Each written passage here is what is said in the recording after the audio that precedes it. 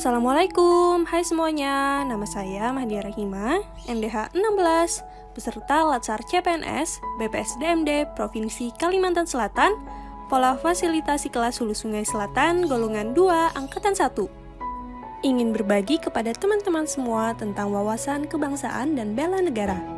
Seorang ASN harus selalu menjunjung tinggi kehormatan negara maupun pemerintah, juga harus selalu mengutamakan kepentingan negara daripada kepentingan pribadi atau golongan. Oleh sebab itu, sangat penting untuk memantapkan wawasan kebangsaan serta menumbuh kembangkan kesadaran bela negara. Mari masuk ke dalam pembahasan wawasan kebangsaan dan bela negara yang sudah saya kemas dalam sebuah mind map. Wawasan kebangsaan saya bagi ke dalam 4 pembahasan. Yang pertama adalah definisi. Yang kedua adalah sejarah. Yang ketiga adalah konsensus dasar. Dan yang keempat adalah identitas kebangsaan. Apa sih wawasan kebangsaan? Oleh sebab itu, penting untuk kita mengetahui terlebih dahulu definisi dari wawasan kebangsaan. Wawasan kebangsaan adalah cara pandang atau pemahaman tentang kehidupan berbangsa dan bernegara. Berbicara tentang negara, tentu tidak terlepas dari sejarah. Sejarah tersebut bermula dari organisasi Budi Utomo pada tanggal 20 Mei 1908. Organisasi Budi Utomo memiliki cita-cita untuk memajukan pendidikan dan kebudayaan, di mana tanggal 20 Mei tersebut diperingati sebagai Hari Kebangkitan Nasional. Selanjutnya, pada tanggal 30 April sampai dengan 2 Mei 1926, terselenggara Kongres Pemuda I. Hasil dari Kongres Pemuda I yaitu Cita-Cita Indonesia Merdeka. 2 tahun kemudian, terselenggara Kongres Pemuda kedua pada tanggal 27 sampai dengan 28 Oktober 1928. Yang menghasilkan pergerakan kemerdekaan Republik Indonesia oleh para pemuda-pemudi Indonesia yang dikenal dengan sebutan Sumpah Pemuda. Sumpah Pemuda menghasilkan sebuah naskah yang bunyinya, "Kami putra-putri Indonesia mengaku bertumpah darah satu, yaitu tanah Indonesia. Kami putra-putri Indonesia mengaku berbangsa satu, yaitu bangsa Indonesia. Kami putra-putri Indonesia menjunjung bahasa persatuan bahasa Indonesia." Pada hari Sumpah Pemuda tersebut juga diperdengarkan pertama kali instrumen lagu Indonesia Raya, tetapi diperdengarkan tanpa lirik. Sebagaimana kita ketahui, lagu Indonesia Raya diciptakan oleh Wage Rudolf Supratman.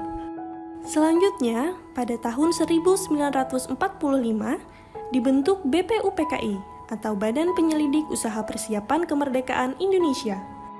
BPUPKI menyelenggarakan 2 kali sidang. Sidang yang pertama pada tanggal 29 Mei sampai dengan 1 Juni 1945. Sidang pertama ini menghasilkan rumusan Pancasila. Dan sidang kedua BPUPKI berlangsung pada tanggal 10 Juli sampai dengan 17 Juli 1945. Pada sidang kedua menghasilkan naskah Undang-Undang Dasar 1945. Setelah itu dibentuk PPKI atau Panitia Persiapan Kemerdekaan Indonesia. PPKI menyusun persiapan kemerdekaan Indonesia hingga akhirnya Indonesia memproklamirkan kemerdekaan pada tanggal 17 Agustus 1945.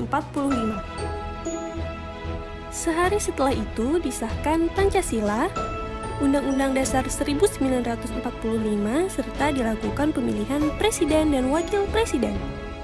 Presiden yang terpilih adalah Soekarno dan wakil presidennya adalah Muhammad Hatta. Undang-Undang Dasar dan Pancasila yang disahkan merupakan hasil dari sidang pertama dan kedua BPUPKI.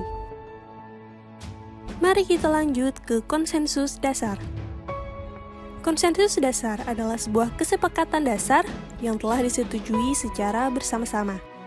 Adapun konsensus dasar Indonesia yang pertama yaitu Pancasila, yang kedua adalah Undang-Undang Dasar 1945, yang ketiga adalah Bhinneka Tunggal Ika atau berbeda-beda tapi tetap satu, sebagaimana kita ketahui bahwa Indonesia terdiri dari banyak suku dan bahasa, tetapi disatukan dalam rasa Bhinneka Tunggal Ika. Dan yang keempat adalah NKRI atau Negara Kesatuan Republik Indonesia. Selanjutnya adalah identitas kebangsaan atau identitas nasional. Identitas ini merupakan suatu ciri yang dimiliki oleh suatu bangsa yang secara filosofi membedakan bangsa tersebut dengan bangsa lainnya. Apa saja identitas dari bangsa Indonesia? Nah, yang pertama adalah bendera Indonesia yang berwarna merah putih.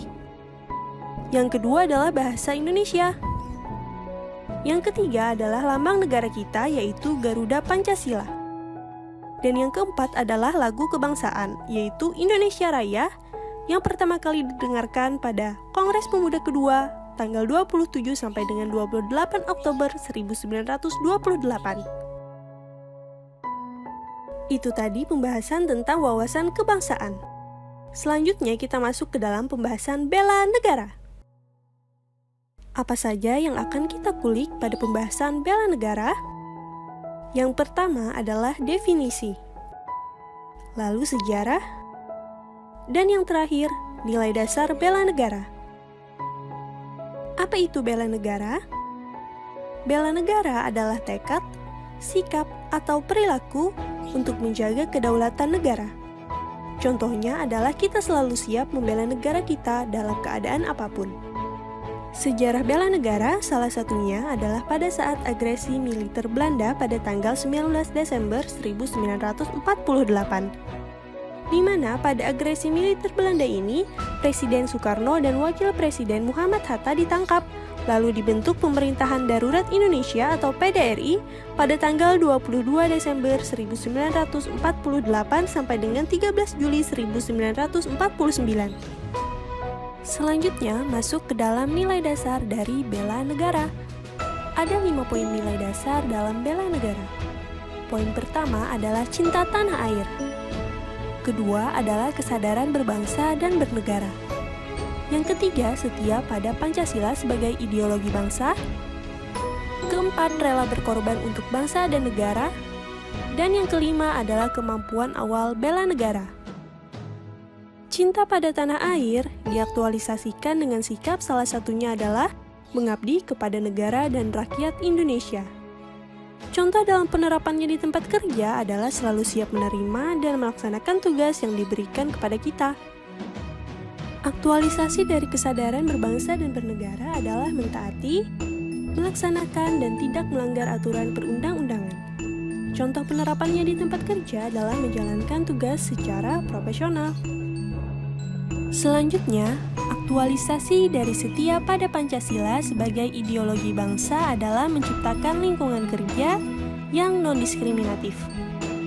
Penerapannya di tempat kerja adalah sikap saling menghormati.